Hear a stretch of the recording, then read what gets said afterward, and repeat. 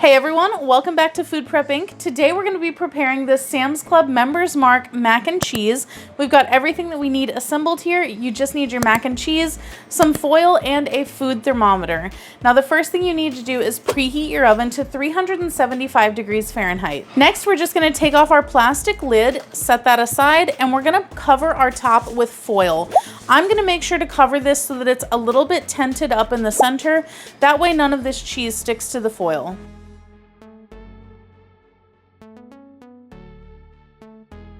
All right, now that we've got that covered up, they don't recommend setting this on a baking sheet or anything. You probably could if you'd like to make it easier to take out of the oven. Now we're gonna pop this into our oven for their recommendation is 40 to 50 minutes or until the internal temperature reaches 165 degrees for at least 15 seconds.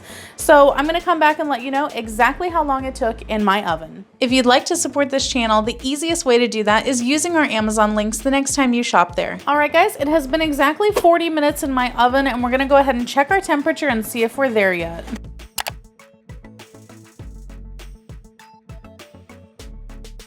All right, our internal temperature has reached 165 and stayed there for at least 15 seconds. So here's our completed Sam's Club Members Mark mac and cheese. If you guys would like to know how this tastes, definitely check out our other channel, 5 Minute Eats, where we're gonna give you a full review and let you know if we would purchase this again or not. But in the meantime, don't forget to hit that subscribe button and we'll catch you next time. Bye.